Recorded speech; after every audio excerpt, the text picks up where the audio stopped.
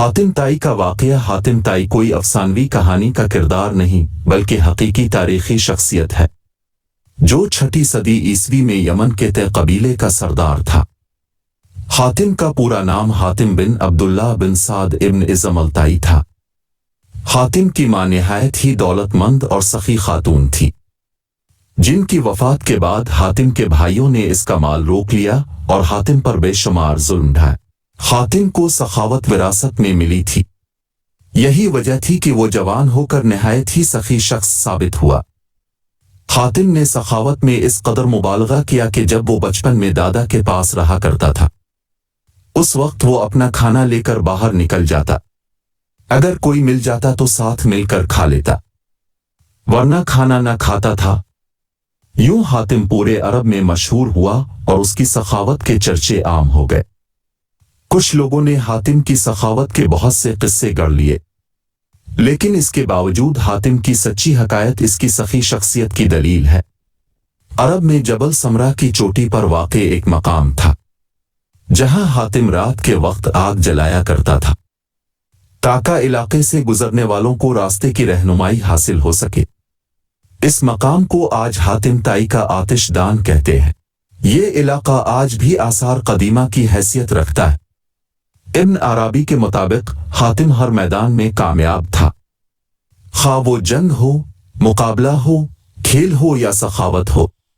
जमाना जाहिलियत में माह रजब का चांद बहुत ही मुकद्दस माना जाता था, लिहाजा जब रजब का महीना शुरू होता तो हातिम हर रोज 10 ऊंट ज़बह करता और लोगों को खाना खिलाता। यूं तो हातिम के सखावत और फराख दिली के किस्से बहुत सारे हैं, लेकिन चंद एक जो बहुत ही मशहूर है। मशहूर है कि रोम के बादशाह कैसर के दरबार में एक दिन हातिम ताई की सखावत का तज़किरा हुआ। एक शख्स ने बताया कि हातिम के पास उम्दा नस्ल के घोड़े हैं जो निहायत ही खूबसूरत है। हातिम की तारीफ सुनकर बादशाह ने कहा, जब तक किसी आदमी को आजमाया न जाए उस वक्त तक इसके बारे में कोई राय कायम करना अक्ल के खिलाफ है। बादशाह ने कहा, जाओ और हातिम की सखावत के बारे में हमें मालूमात फराहम करो। इससे कोई ऐसी चीज तलब करो जो उसकी नजर में सबसे ज्यादा कीमती है। दरबारी ने कहा कि हातिम के लिए सबसे ज्यादा अजीज और कीमती उसका तेज रफ्तार घोड़ा है।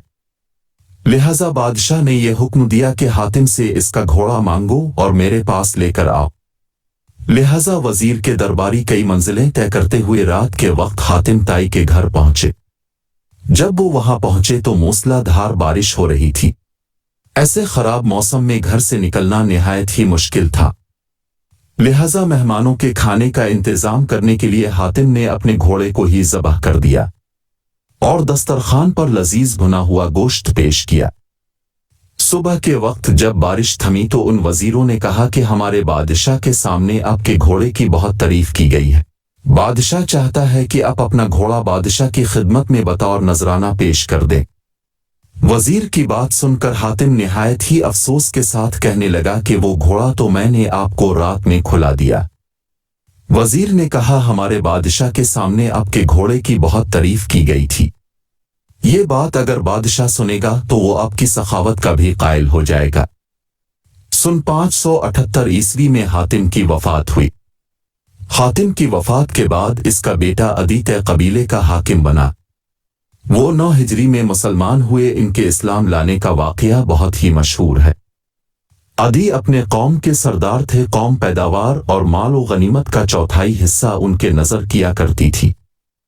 उन्हें मुसलमानों से सख्त दुश्मनी थी।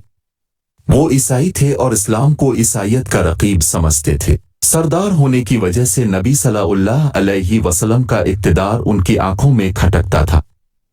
यमन के कबीले तय ने इस्लाम के खिलाफ बगावत की। हज़रत अली इन दिनों यमन के गवर्नर थे। उन्होंने बगावत को खत्म किया और बगावत के लीडरों को गिरफ्तार करके मदीना भेज दिया। इनमें अदी की बहन सफाना थी, यानी सफाना बिन्त हातिम। वो भी नबी सल्लल्लाहु अलैहि वसल्लम के सामने पेश की गई। उन्होंने कहा कि मैं सखी हातिम ताई की बेटी हूं। मेरा बाप भूखों का पेट भरता था और गरीबों पर रहम करता था। इस पर नबी सल्लल्लाहु अलैहि वसल्लम ने फरमाया, तेरे बाप में मुसलमानों की सी खूबियां थीं।